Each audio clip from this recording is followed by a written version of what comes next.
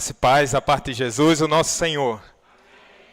Nós estamos felizes, porque temos muitos motivos para estarmos felizes, mas especialmente durante esse mês, nós estamos celebrando o aniversário da nossa igreja, mais um aniversário, mais um ano de organização da nossa querida igreja. E temos separado esses domingos do mês de novembro para relembrarmos, para tratarmos sobre questões basilares da igreja. E hoje, nesse sentido, eu quero tratar sobre a missão da igreja. Então, eu peço que os irmãos abram suas Bíblias no livro de Atos dos Apóstolos, no capítulo número 8. Nós estaremos meditando dos versículos 1 ao versículo número 8. Atos dos Apóstolos, capítulo número 8, versículos do 1 ao 8.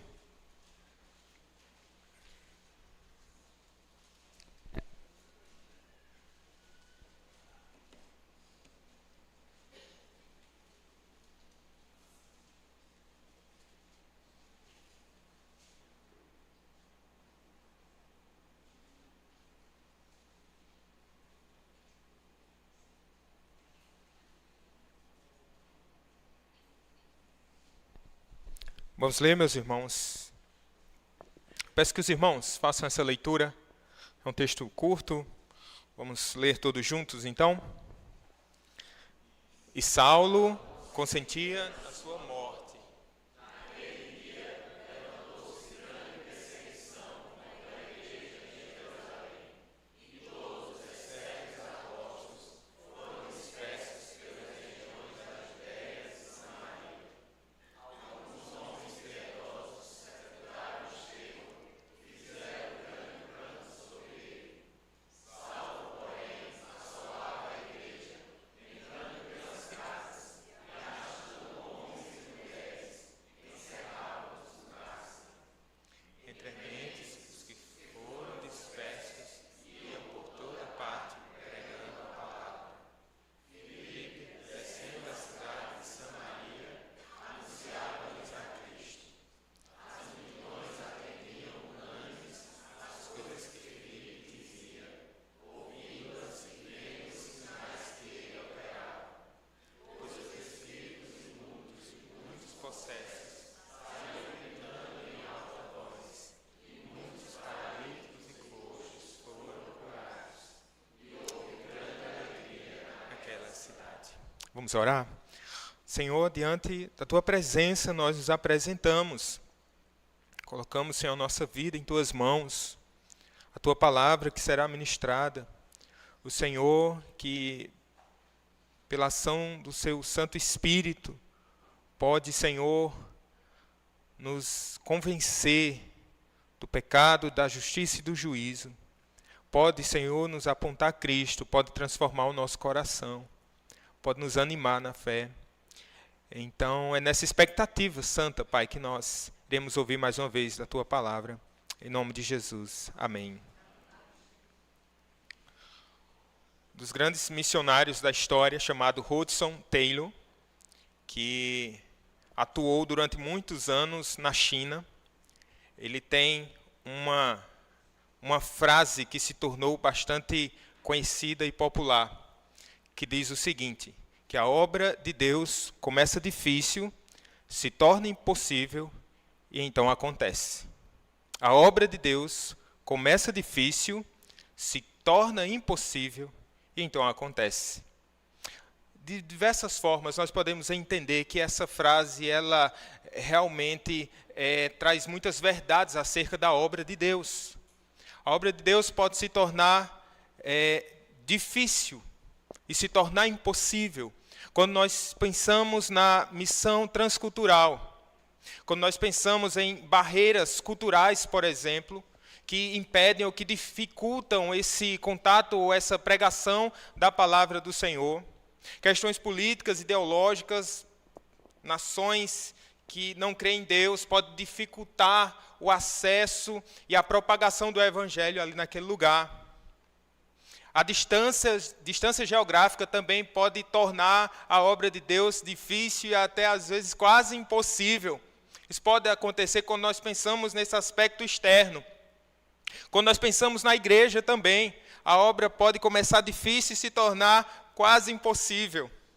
Quando nós pensamos, por exemplo, na questão material humano, missionários, nós bem entendemos que todos nós somos missionários. Mas é verdade que em algumas frentes, esse levantar de missionários para irem a outros povos se torna algo bastante difícil. Talvez tenhamos poucos missionários, ou até mesmo com a convicção de que nós somos missionários, nos falta esse entusiasmo ou essa disposição. Isso pode ser um fator que dificulte aí essa obra. Questões financeiras, por exemplo. A igreja que tem investido em missões, que tem amado missões, que tem a cada ano aumentado o seu leque de missionários, que a gente tem auxiliado, que a gente tem cooperado e contribuído, isso tem sido muito honroso, mas nós podemos olhar para a questão financeira da igreja e pensarmos, nossa, isso é um mês muito apropriado para a gente pensar nisso, né? Pela fé, um mês que nós tivemos uma dificuldade nos nossos dízimos, nada que seja gritante, nós não nos preocupamos sobretudo com isso, porque sabemos que o nosso Deus é o Deus que é o dono do ouro e da prata, e que Ele é o provedor de toda a missão. Mas isso pode trazer algum tipo de dificuldade ao nosso coração pela nossa pequena fé, não é verdade? Mas a obra de Deus pode começar difícil e se tornar impossível quando nós pensamos no coração do homem. Porque a palavra de Deus, ela vem de encontro a um coração orgulhoso. Que, via de regra, o primeiro movimento do homem, do coração humano, ao ouvir a palavra de Deus é o quê? Uma resposta de rejeição. Quem aqui, que está no nosso meio, a primeira vez que ouviu a palavra de Deus se voltou ao Senhor? Talvez haja porque o Senhor Deus, Ele sopra onde quer, a sua obra é poderosa e é irresistível. Mas muitas vezes nós ouvimos uma vez, ponderamos, pensamos, analisamos e somos muito lentos para entregarmos a nossa vida a Jesus. Alguns nasceram no berço evangélico, não é verdade? Ouvem a palavra de Deus desde a tenridade, mas ainda não se voltaram para Jesus, por causa da dureza do seu coração. Às vezes Heitor, nosso filho de 8 anos, às vezes ele diz, mas pai, ser filho de pastor, viu? Que tudo é um sermão. Tudo é um sermão. Mas mesmo, irmãos, ouvindo um sermão, e talvez, mesmo você não sendo filho de pastor, se você considerar a quantidade de sermões, de estudos ou de meditações na palavra de Deus, e que a palavra de Deus encontrou um coração endurecido, você sabe do que eu estou falando. Então, de diversas formas, nós podemos entender que essa frase de Hudson Taylor, ela reflete de fato uma realidade, seja olhando para fora, da resistência externa, seja olhando para as dificuldades nossas enquanto igreja, seja pensando no coração humano, nós podemos pensar que de fato que a obra de Deus começa difícil, se torna impossível. Mas nós não podemos esquecer que ela, então, acontece. Esse texto que nós meditamos, meus irmãos, vai tratar sobre essa... Eu vou me apropriar de Hudson Taylor, diz que a gente tem... essa liberdade, né? Faz muitos anos que o Hudson Taylor escreveu, ele já está com o Senhor há muito tempo. Eu vou me apropriar para sistematizar essa nossa meditação, a nossa reflexão. Eu quero mostrar para vocês que, num primeiro momento, que a obra de Deus começa difícil e se torna impossível. Mesma coisinha, né? E no segundo lugar, eu vou dizer que, então, essa obra acontece pela providência de Deus. Para não dizer que foi ipsis literis, né? Mas ela acontece pela providência de Deus. Vamos, meus irmãos, que o nosso coração esteja atento, os nossos olhos abertos, que o Espírito de Deus haja nesse lugar por meio da meditação, por meio da palavra do Senhor. Amém? Então, a obra de Deus ela começa difícil, ela se torna impossível. Esse é um contexto da igreja onde os estudiosos vão dizer que Atos dos Apóstolos, na verdade, deveria se chamar Atos do Espírito Santo, Porque o que nós percebemos aqui é um grande mover de Deus em resposta e em cumprimento ao que o próprio Senhor Jesus já havia estabelecido. Então, o que vai nortear todo o livro de Atos dos Apóstolos, desde o seu primeiro capítulo, é essa sentença que se encontra no capítulo 1, no verso de número 8, que diz assim: por ocasião da ascensão de Jesus, ele diz: mas recebereis poder ao descer sobre vós o Espírito Santo, e sereis minhas testemunhas, tanto em Jerusalém, como em toda a Judéia e Samaria, e até aos confins da terra. Se, por curiosidade, você começar a ler o livro de Atos dos Apóstolos, você vai perceber, se você tiver assim um interesse geográfico, que de fato esse seguir até os confins da terra vai se cumprindo paulatinamente à medida que Atos dos Apóstolos vai sendo mostrado, esse crescimento, essa propagação do Evangelho. É um tempo de muita alegria, é um tempo de crescimento, é um tempo de multiplicação, é um tempo de uma grande ação e de uma grande operação do Espírito Santo. Não obstante, também é um tempo de muita perseguição e de muitas aflições. Se voltarmos uma página ou alguns versículos na nossa Bíblia, nós nos depararemos com um momento bastante difícil da história da igreja, quando um diácono bastante piedoso, como os nossos diáconos aqui, o diácono Estevão, um homem piedoso que operava sinais e maravilhas, que amava o Senhor Jesus, que falava com toda intrepidez, ele é acusado falsamente de blasfemar contra a lei de Moisés. E perante fariseus, estudiosos ali, o pessoal do Sinédrio, eles não conseguem resistir à sabedoria de Estevão.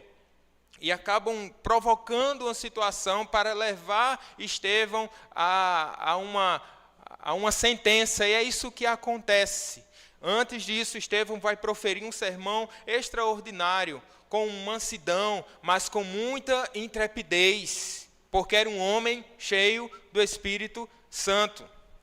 E tomba um gigante de Deus. Ele é apedrejado, ele é tirado para fora da cidade, ele é apedrejado. Mas ele repete como um discípulo do Senhor Jesus. Ele não guarda rancor nem mágoa dos seus oponentes. Veja aí no capítulo 7, nos versículos últimos aí. No verso 59, por exemplo, diz assim: apedrejavam Estevão, que invocava e dizia: Senhor Jesus, recebe o meu Espírito. Você lembra das palavras do nosso Cristo também? Recebe o meu Espírito. Então, ajoelhando-se, clamou em alta voz: Senhor, não lhes imputes este pecado. Com estas palavras, adormeceu. Então, é um momento de perseguição. A igreja aqui, os olhos de Lucas, que é o autor aqui, de Atos dos Apóstolos, ele está voltado mais para Jerusalém por enquanto, mas essas barreiras vão ser perpassadas agora, entre o capítulo 7 e o capítulo 8. Veja só, no capítulo 8 a igreja está vivendo ainda esses resquícios dessa perseguição, dessa dificuldade, dessa realidade aterradora. Alguns termos aqui vão nos mostrar de maneira muito clara a realidade do sofrimento que esses irmãos estão passando. Veja só, no verso 1 diz assim: naquele dia levantou-se grande perseguição. E que dia é esse? Justamente quando Estevão está sendo ali morto, quando foi morto, estava sendo enterrado. Então, naquele dia, então não era uma perseguição a um indivíduo, percebam? Mas era uma perseguição ao povo de Deus, à igreja do Senhor. Naquele dia levantou-se grande perseguição. A expressão aqui é diógmos, quando a gente pensa no termo original. É uma ação ligada ao sofrimento, principalmente físico. Esse é um sofrimento físico. Causar dores, fazer sofrer, punir com sofrimento. Quando nós olhamos para o verso 2, assim: alguns homens piedosos sepultaram Estevão e fizeram um grande pranto. Esse termo aqui significa bater no peito. E agora indica, meus irmãos, um sofrimento emocional. Veja que é um sofrimento físico, agora é um sofrimento emocional, uma depressão, uma insegurança. E no verso 3 diz aí, Saulo, porém, assolava a igreja. E aí aponta para uma assolação, uma destruição espiritual. Por exemplo, é a mesma palavra utilizada lá em João 10, capítulo 10, versículo 10. Que diz, o ladrão vem somente para roubar, matar e destruir.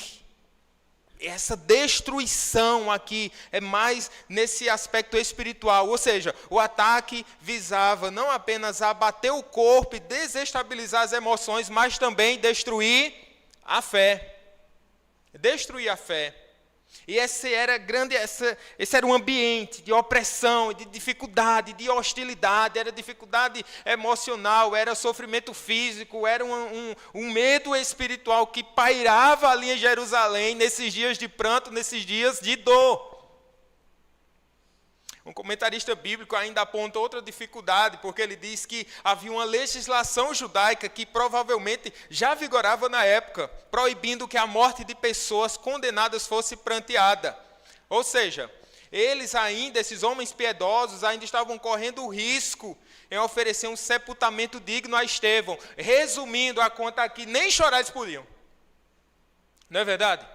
Que quando nós estamos sofrendo, seja dor física, seja dor emocional, seja dificuldade espiritual, pelo menos nós temos um escape, nós pranteamos, nós choramos, e até isso era uma grande dificuldade para eles. Que grande sofrimento esses irmãos e a nossa igreja, os nossos irmãos estavam passando ali no primeiro século, meus irmãos. Havia um expoente aqui, um líder dessa turba, desse grupo de perseguidores. É a partir aqui desse contexto que surge um personagem que vai marcar a história do cristianismo, que é Saulo de Tarso. E Saulo, o que é que ele fazia? Ele consentia na sua morte.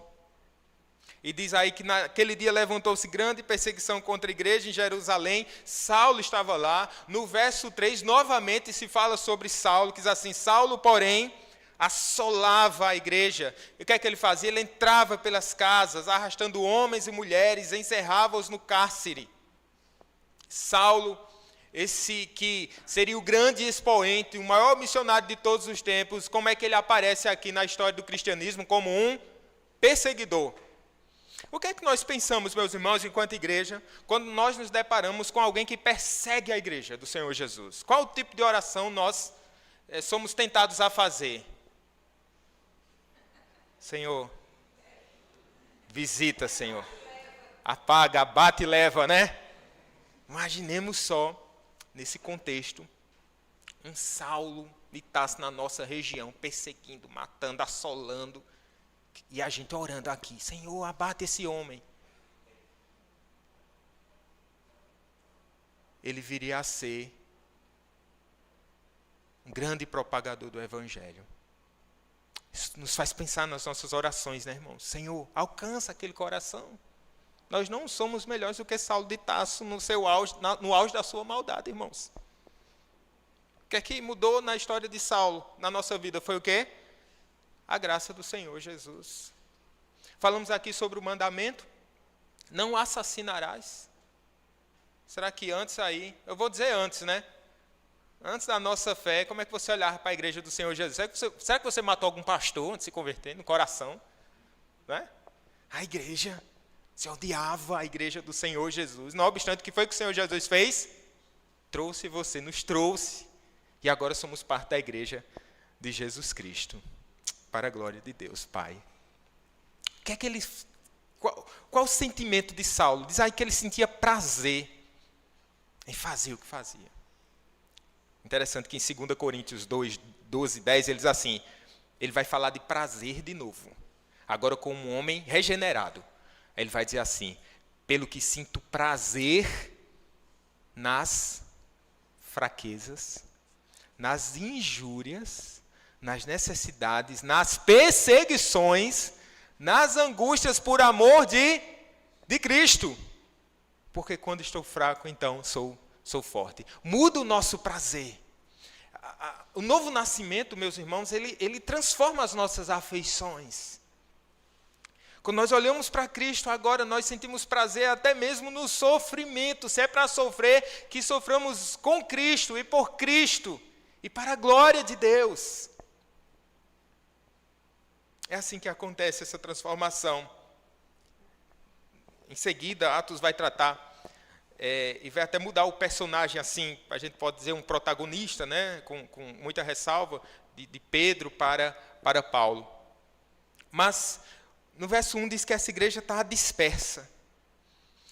No meio da confusão, da dificuldade, como é que o coração da gente fica? Não fica meio disperso? Você já ficou meio assim? Quando vem um sofrimento, você não sabe o que fazer. Letícia caiu do cavalo. Meu Deus, o que é que faz? Chama um médico, espera quais são os sinais vitais de Letícia. A gente fica abatido, abalado, a gente ora, a gente chama, quer que a gente corre, a gente intercede, a gente chora. Essa igreja estava dispersa, enlutada, confusa. Para onde ir? A obra de Deus, meus irmãos, ela começa difícil e pode se tornar impossível. Será que a igreja estava por um fio aqui? Eu penso que a igreja sempre esteve por um fio, está por um fio, sempre estará por um fio. Mas é um fio muito forte, quem sustenta é Cristo Jesus. Ele é a base da igreja, da sua própria igreja. As coisas podem ficar difíceis, realmente, para a igreja no cumprimento da sua missão. Aí no verso 1, parte B, diz assim, que todos, olha o movimento aí, essa confusão lá em Jerusalém, e todos, exceto os apóstolos, foram dispersos pelas regiões da Judéia e Samaria. Olha o movimento aqui, começando a ficar mais claro. A igreja fica dispersa e quem é que fica lá? Os apóstolos. Por que eles ficam? Eles ficam para... Alguns entendem, alguns estudiosos pensam que foi por um direcionamento claro do Espírito Santo, para que eles não fossem até as outras regiões nesse momento da igreja. E como liderança, a Bíblia vai dizer que todos, exceto, talvez seja uma figura exagerada aqui, muito provavelmente alguns outros crentes ficaram ali na região de Jerusalém. Mas veja, quando a coisa aperta, o que é que você faz? Você foge? Você corre? Quando ser crente significa uma vida tranquila, quando os dias são bons, você está no culto, você está adorando a Deus, você está crescendo na fé. E quando a dificuldade chega, o que é que você faz? Quando a doença, quando o mal, quando a perseguição, qual a nossa tentação, irmãos? É a gente fugir, é a gente de fato se dispersar. Os discípulos permanecem em Jerusalém, não que eles fossem mais fortes ou mais corajosos do que os que foram dispersos. A gente vai perceber que aqui há uma ação efetiva do Espírito Santo na missão da igreja, operando através desses que saíram, que foram para outras regiões. Mas não significa dizer, por exemplo, na nossa igreja, nós estamos fazendo perspectivas. Terminamos, né, graças a Deus, esse curso muito abençoado. Eu e alguns outros irmãos aqui da igreja, o irmão Breno, a irmã Ingrid. Tem mais algum irmão da nossa igreja fazendo? Sim, o Wellington, lá de Boqueirão, Bruno, a irmã Jane também. Ela sofreu um acidente no meio do curso, quebrou a perna, mas conseguiu concluir à distância. Samuel também, lá de Pedra d'Água. Então foi uma bênção, uma bênção. E tem um irmão lá da Igreja Presbiteriana Central, que ele tem sentido assim um chamado transcultural. Tem 2 irmãos lá, eu me lembro de um, pelo menos, para onde ele quer ir. Ele deseja ir para a Coreia do Norte. Eu não queria ter escutado isso, irmãos. Eu vou falar de novo, eu quero que os irmãos não, por favor. Tem um irmão na Presbiteriana Central que ele tem sentido um forte desejo de ir para a Coreia do Norte. Glória a Deus. Amém. Louvado seja o nome do Senhor. Aqueles que permanecem aqui, eles devem seguir a Jesus corajosamente, com intrepidez, sem temor. Aqueles que vão a outras culturas e o Senhor Deus tem esses chamados específicos, eles também precisam ser revestidos de coragem e de graça e de poder. O mesmo Espírito que há de acompanhar esse irmão, se assim Deus o permitir, quiser levá-lo, é o mesmo Espírito que estará conosco. É o mesmo Espírito que há de nos encorajar, irmãos. Então, esses discípulos permanecem. E eu me lembro de um resumo do Franklin Ferreira acerca do destino desses irmãos aqui, dos apóstolos que permaneceram em Jerusalém e do fim do ministério desses homens. E ele vai dizer assim: Mateus sofreu martírio ao fio da espada na Etiópia. Marcos morreu em Alexandria, depois de ser arrastado pelas ruas da cidade. Lucas foi enforcado no Oliveira, na Grécia. João foi posto num caldeirão de óleo fervente, mas escapou da morte e foi deportado para a ilha de Patmos, no tempo do imperador Domiciano. Pedro foi crucificado de cabeça para baixo em Roma. Tiago foi decapitado em Jerusalém. Tiago, o menor, foi lançado de um pináculo do templo e depois espancado até morrer. Filipe foi enforcado numa coluna na Frígia. Bartolomeu foi esfolado vivo. André foi preso a uma cruz e dali pregou aos seus perseguidores até morrer. Matias foi apedrejado e depois decapitado. Barnabé foi apedrejado até a morte pelos judeus, em Salônica. Paulo foi decapitado por ordem do imperador Nero em Roma. Essa é uma pequena lista desses homens de Deus, que permaneceram e que honraram o nome do Senhor corajosamente. A missão da igreja, ela começa difícil, ela se torna impossível, mas ela acontece. Eu penso, meus irmãos, que Deus derrama uma graça muito especial para aqueles que sofrem quando estão na linha de frente da missão. Já foi dito aqui, porque é uma personagem bastante conhecida, uma irmã chamada Helen Roosevelt. Ela, uma britânica que atuou durante muitos anos no Congo, e ali ela fez uma obra pelo auxílio, pela ação do Espírito Santo, maravilhosa naquele país. Ela foi chamada a campo missionário, ela tinha somente 28 anos, solteira, médica, e através de doações da igreja britânica, ela fundou ali um hospital com capacidade para 100 leitos. Ocorre que naquele período que a Helen foi atuar como missionária, aquele país passava por uma grande um momento político de bastante instabilidade, uma guerra civil bastante cruenta. Ocorre que os missionários eram presos, pastores também eram presos, mortos, eles eram capturados, e a Helen acabou sendo capturada, e ela sofreu bastante naquele campo. E ela fazia as suas anotações, e diz o seguinte, em uma das anotações, em algumas anotações aqui, da Helen, no seu diário, ela diz: em uma das noites o horror ultrapassou todos os limites. Eu fui violentada, abusada sexualmente, e eu senti que Deus havia me abandonado.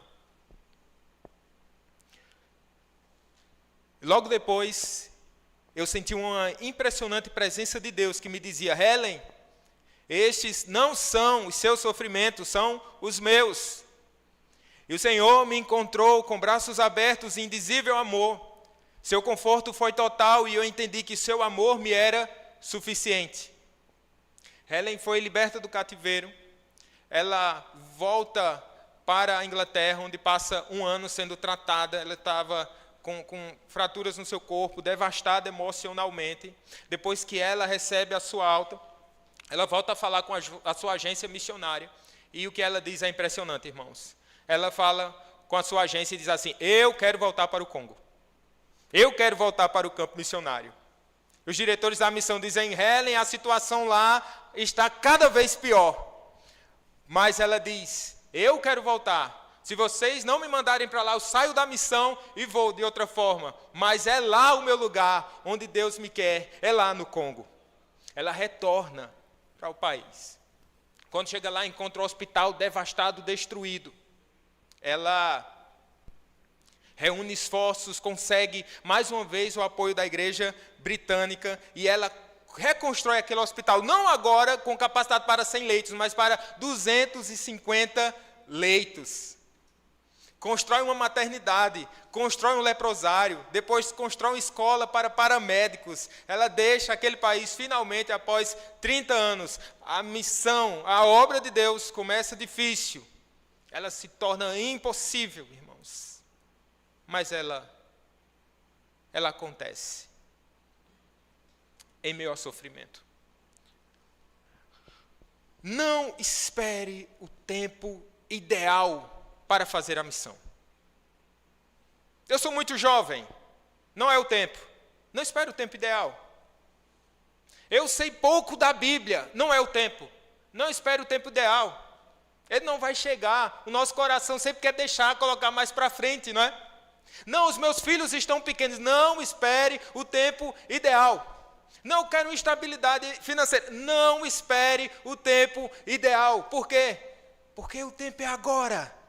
Vimos hoje pela manhã como passa rápido. Esse é o tempo de nós fazermos a missão de Deus, de nos envolvermos com essa missão. Não é tempo de eu me envolver com as sociedades internas. Não, não é tempo.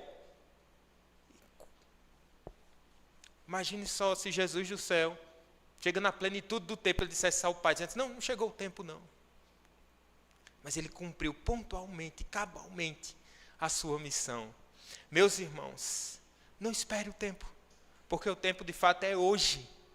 O tempo já chegou de nós propagarmos as boas novas de salvação, de Deus se utilizar de nós meros mortais e pecadores, para o cumprimento da sua missão nessa terra. Que você seja encorajado, meu irmão. E isso parece loucura, porque eu estou falando de um texto de sofrimento, trouxe relatos de dor e de morte, mas eu quero encorajar os irmãos com isso. Como é que pode? Como é que pode, pastor, isso?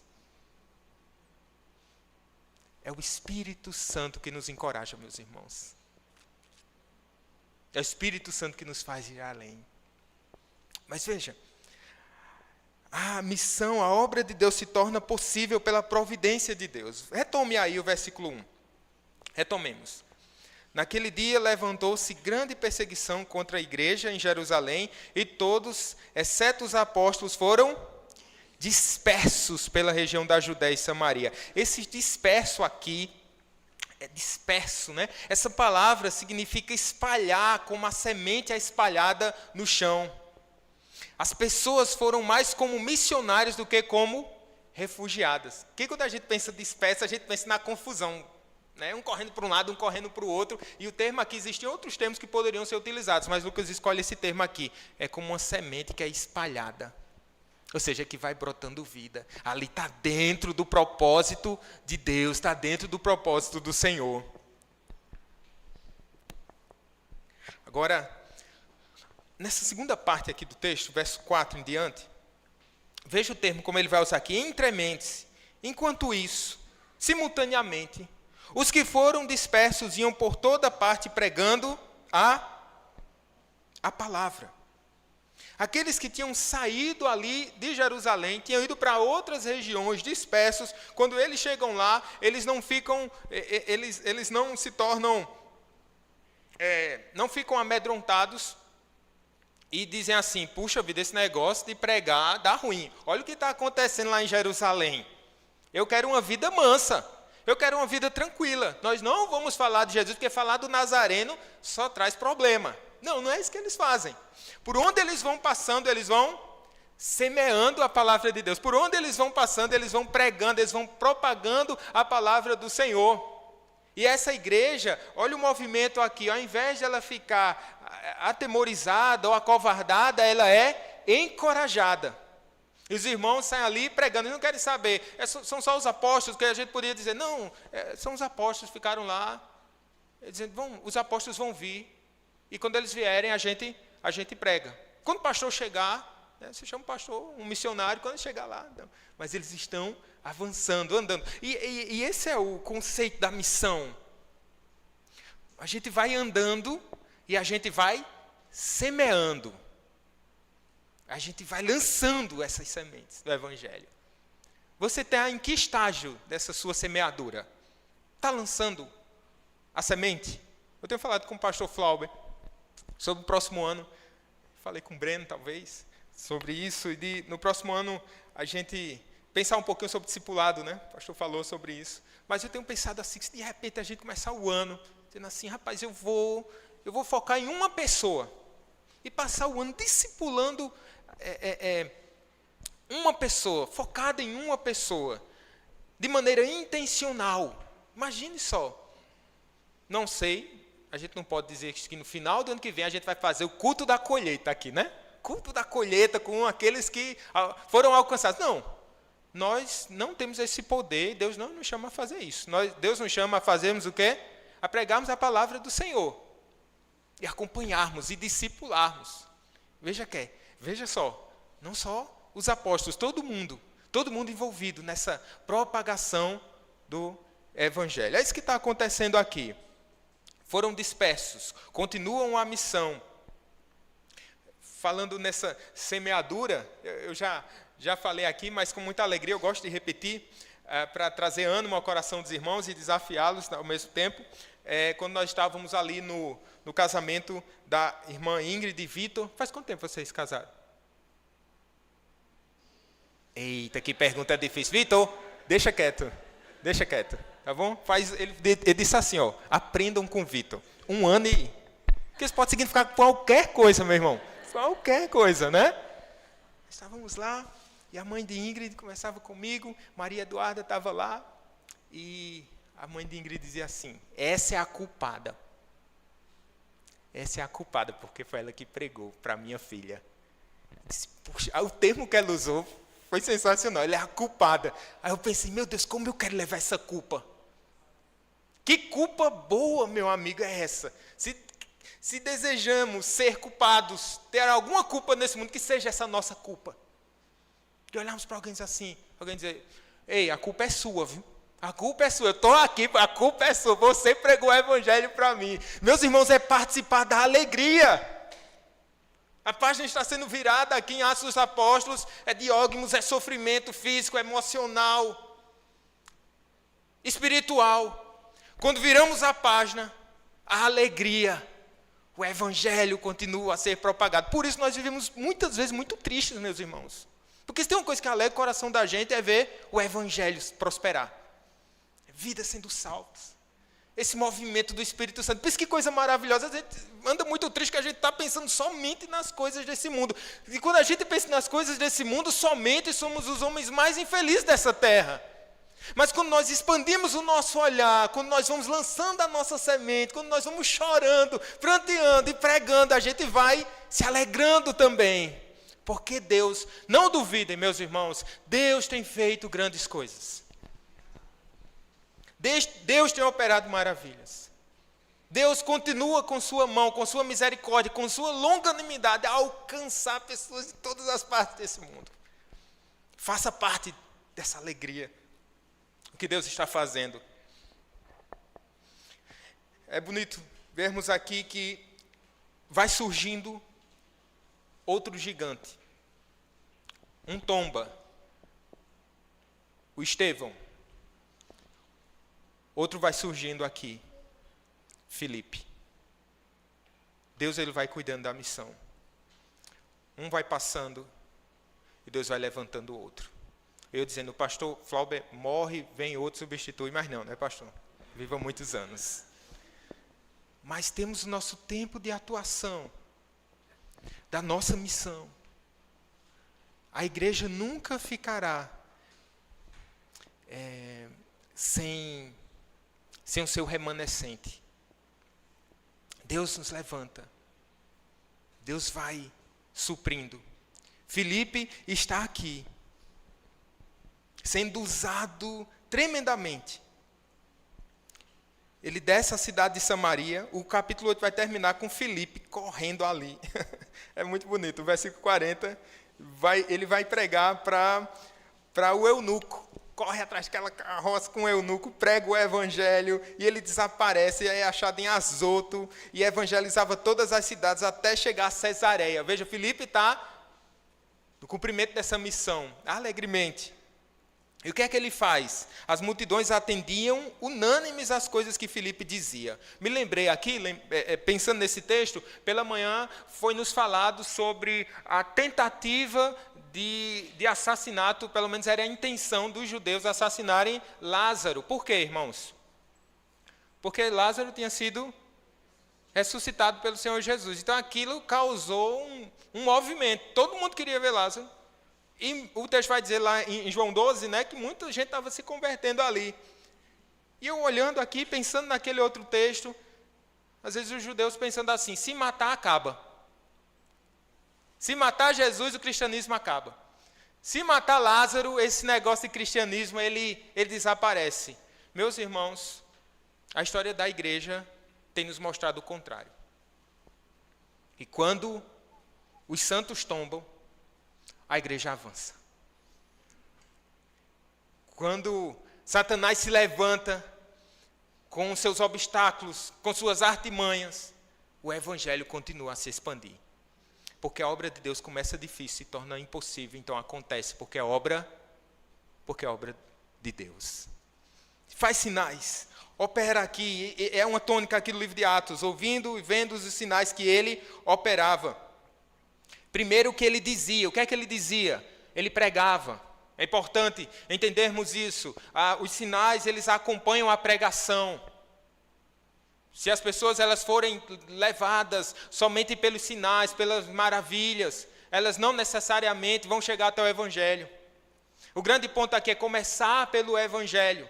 É falar, Filipe dizia, ele verbalizava, ele falava do Senhor Jesus e acompanhava essa fala, essa pregação, os sinais e as maravilhas. Verso 7, pois os espíritos imundos de muitos possessos saíam gritando em alta voz, e muitos paralíticos e coxos foram curados.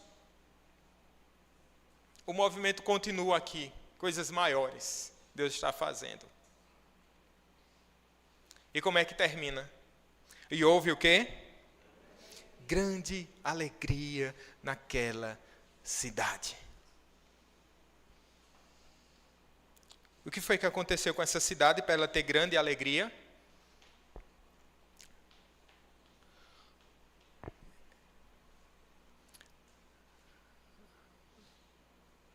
O índice de desenvolvimento social aumentou aqui, foi?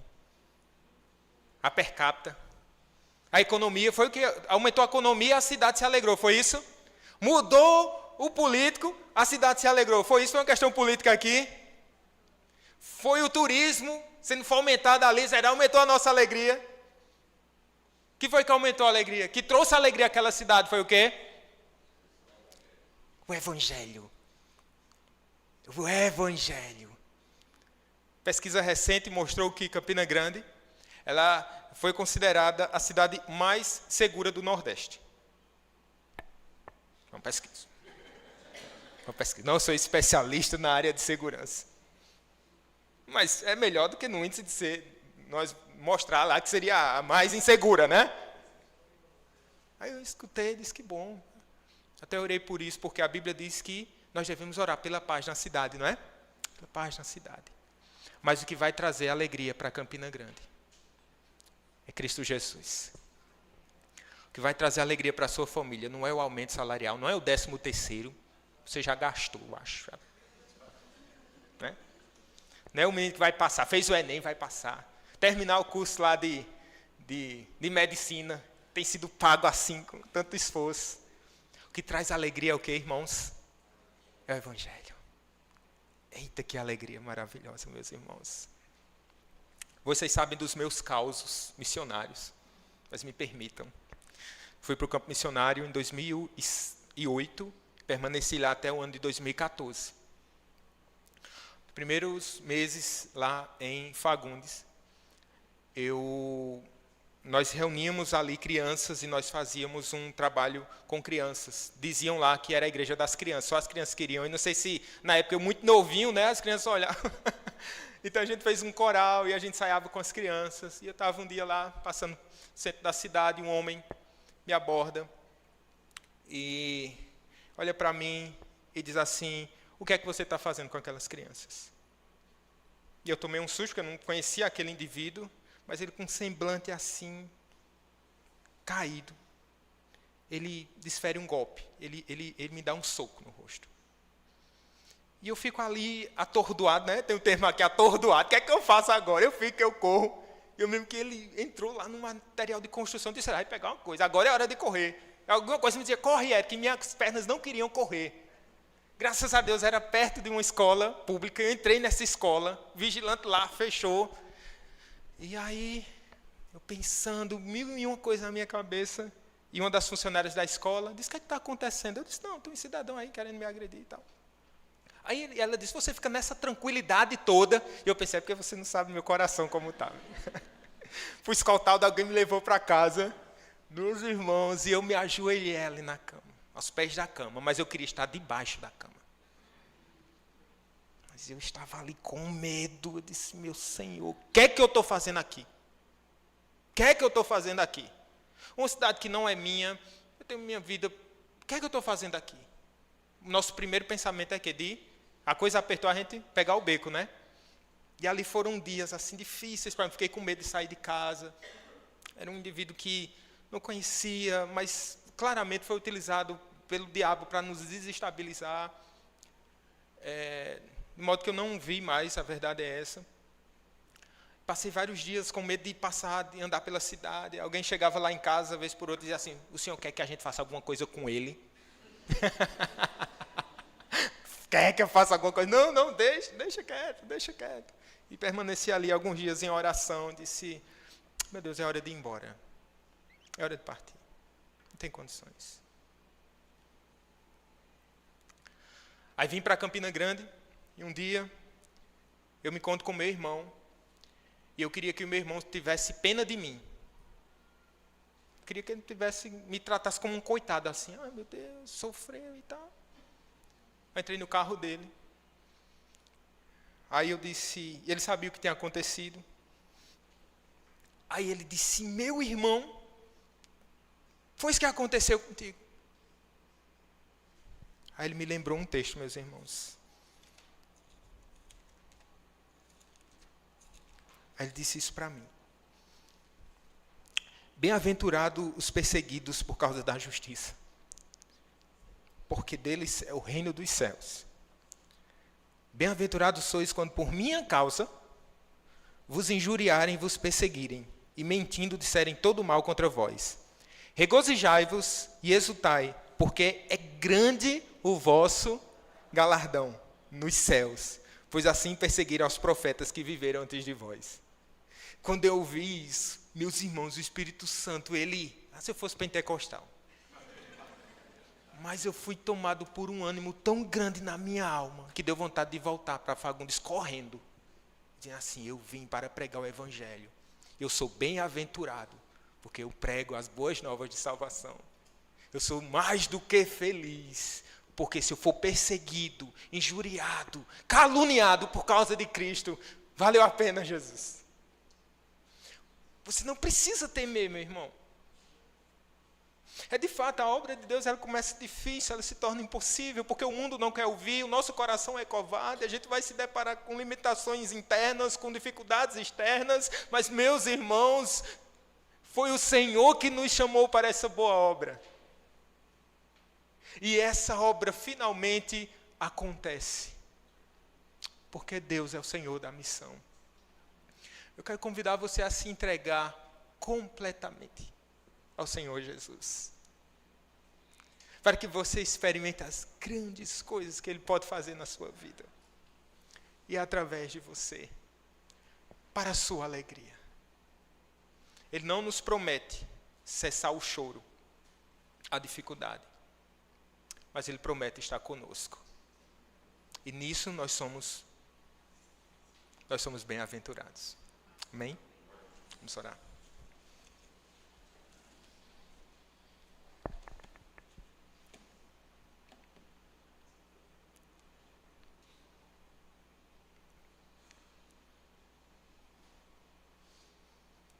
Obrigado, Senhor, porque os nossos irmãos lá no passado não se acovardaram, mas seguiram essa missão. Mas obrigado, Senhor Jesus, porque o Senhor não se acovardou mas foi até a cruz do Calvário. E pagou um alto preço, Senhor. E nos salvou com seu precioso sangue. Nós queremos viver para Ti, Senhor. Tira toda a timidez, Senhor. Tira toda a apatia do nosso meio, Senhor. Tira toda a covardia, Senhor. Nós não queremos esperar o tempo certo, Senhor. O tempo adequado, porque o nosso coração é enganoso. Nós protelamos, nós somos morosos nisso, Senhor. Mas nos chama aí que a gente possa se dispor com todo o nosso coração, Senhor. O Cordeiro é digno de ser adorado. O Senhor é digno que entreguemos as nossas vidas, ó Pai. Nós queremos viver para Ti, Senhor. Continua, Senhor, abençoa a igreja perseguida, que no tempo presente, Senhor, passam por tantas aflições, Senhor. Eles passam por sofrimentos intensos, ó Pai, na sua alma, no seu corpo, uma opressão espiritual. Concede vitória aos nossos irmãos, Senhor. Concede vitória, Senhor, e encorajamento. Abençoa os irmãos aqui, Senhor, da nossa igreja local, para que nós, na verdade, sejamos encorajados. Não retrocedamos, ó Senhor. Tem sido tão bom Te servir e Te adorar, ó Deus. Que permaneçamos em Ti sempre, para sempre. Em nome de Jesus, amém.